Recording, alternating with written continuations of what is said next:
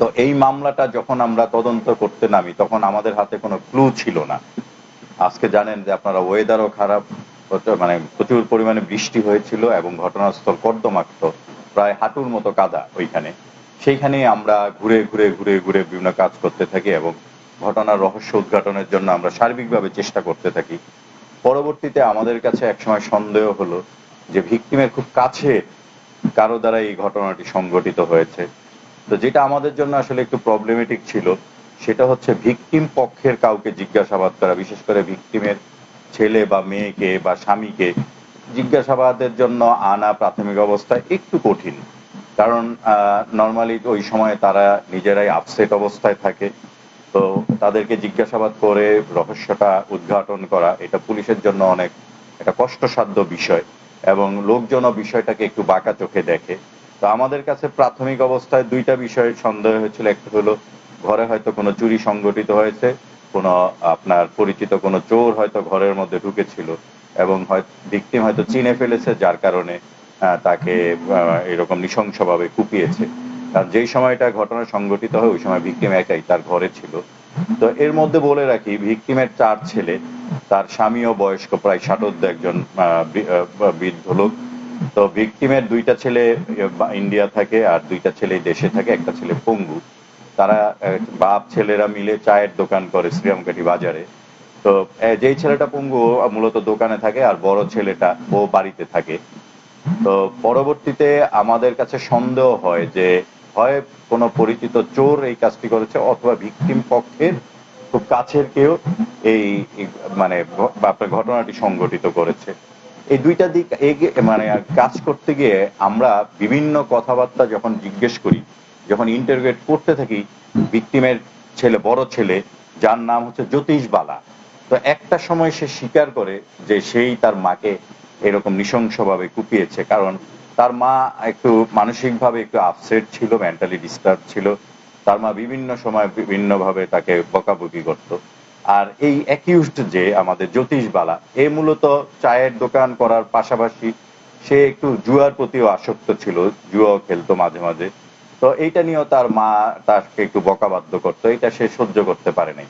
আরেকটা বিষয় হলো যেহেতু ভিকটিম মেন্টালি ডিস্টার্ব ছিল, দেখা গেছে যে যে আমাদের একই জ্যোতিষবালা তার স্ত্রীকেও সে বিভিন্ন সময় বকাবাধ্য করতে, এটা অ্যাকিউজ মেনে নিতে পারে নাই। এই ক্ষোভ থেকেই মূলত সে ওই ঘটনার সময় বা তার মাকে একা ঘরে পেয়ে সেই ঘটনাটি সংঘটিত করেছে। তো ঘটনার সাথে সম্পৃক্ত যেই দাটা, যেই ধারালো অস্ত্র দিয়ে তার মাকে কুপিয়েছে, সেটা তার ঘরেরই একটা দা ছিল। আমরা দাটা প্রথম অবস্থায় খুঁজতেছিলাম যে ধারালো কোনো অস্ত্র আছে কিনা ঘরের ভিতরে, রক্ত মাখা অথবা অন্য ঘরের আশপাশে। তো যেহেতু বৃষ্টি ছিল আমরা হয়তো চিন্তা করেছি বাগান টাগানেও পেতে পারি কোনো দা, সেটা রক্ত মাখা নাও হতে পারে। কিন্তু একসময় ভিকটিম বলেছে, অ্যাকিউজড সে স্বীকার করেছে সে যেই দা দিয়ে তার মাকে কুপিয়েছে সেই দাটি সে পার্শ্ববর্তী, তাদের ঘরের পার্শ্ববর্তী একটি ডোবা ছিল সেই ডোবায় ফেলেছে। এবং এই অ্যাকিউজডের দেখানো মতেই আমরা তার এই দাটা আমরা ওই ডোবা থেকে উদ্ধার করি।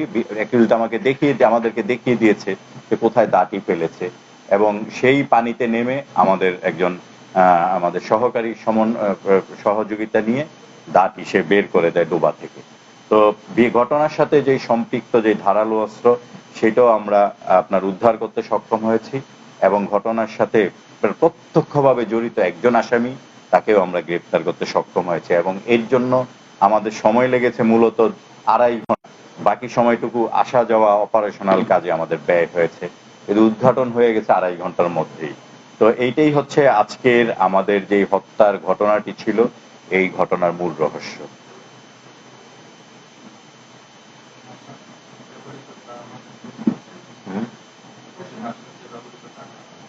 এটা বললাম না, ওইটাই তো বললাম, বাগানে টাগানে খুঁজছি তো, ঘরের ভিতরে রক্ত মাখা, ঘরের বাইরে ইয়ে, বললাম তো। আর কিছু মূলত হচ্ছে ওই যে বললাম যে ভিকটিমের মানে ভিকটিম বিভিন্ন সময় ও যেহেতু কাজকর্ম করতো না, একটু বকাবাধ্য করতো। আবার সে তার মানে যেহেতু ভিকটিমও একটু মেন্টালি ডিস্টার্ব ছিল, এই আমাদের যে আসামির ওয়াইফকেও সে বিভিন্ন সময় বকাবাধ্য করতো, গালাগালি করতো। যার কারণে ওয়াইফ তাকে ছেড়ে ঢাকায় চলে গেছে। এইটা একটা আপনার ক্ষোভের একটা কারণ ছিল আর কি। এই ক্ষোভ থেকে বেশ কিছু জিনিস, ক্ষোভ থেকেই সে 2 দিন আগে সে ডিসিশন নেয় তার মাকে সে যেভাবেই হোক হত্যা করবে। তো কালকে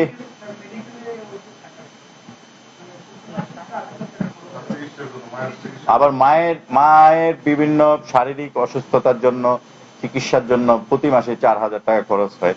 এটাকে সে একটা বার্ডেন হিসেবেও নিয়েছে। আবার ঋণও হয়ে গেছে তার অনেক। এই হতাশার থেকে এবং সবকিছু পুঞ্জীভূত ক্ষোভ থেকেই মূলত সে তার মা জ্যোতিকা বালাকে হত্যা করে। আসামি মাদকাসক্ত আমরা পাইনি, তবে সে জুয়ার প্রতি তার একটু আসক্তি ছিল।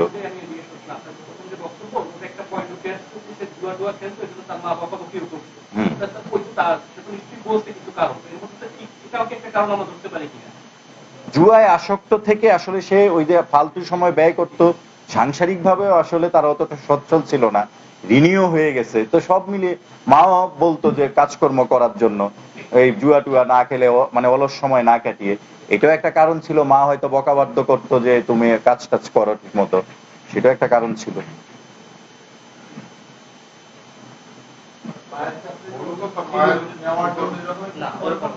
মায়ের কাছে সরি নেওয়ার ইয়ে না, আসলে এক ঘরেই তাদের ঘরটা আপনারা যদি দেখেন একটা খুপড়ি ঘরের মতো, খুব একটা মানে খুব একবারে নিম্নবিত্ত বলা যায়।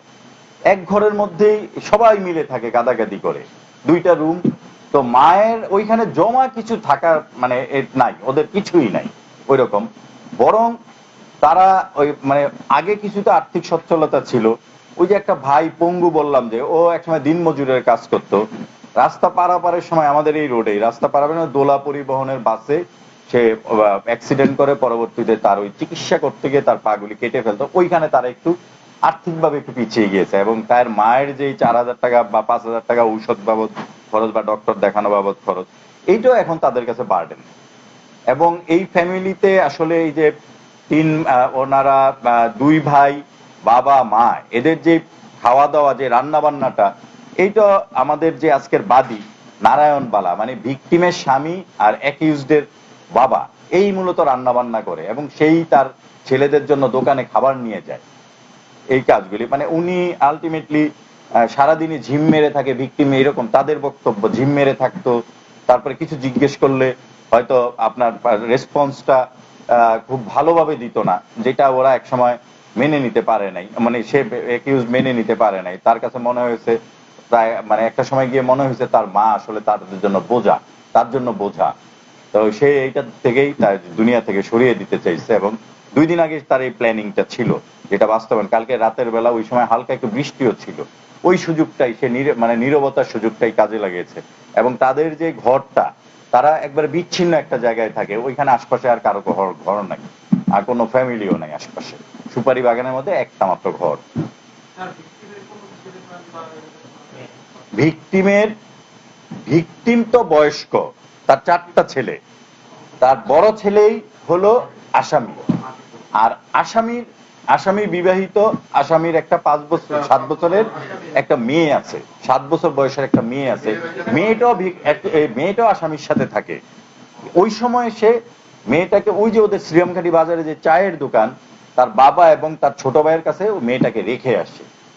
পরবর্তীতে রেখে এসে সেই ঘটনাটি ঘটিয়ে আবার যায় দোকানে, তখন গিয়ে মেয়েটাকে নিয়ে এসে তখন সে ওই উপর থেকে দরজা খুলে, দরজা ফাঁকা দিয়ে দরজা খুলে তার মেয়ে সহ দেখিয়েছে যে এইরকম পড়ে আছে। তার মেয়েটাকে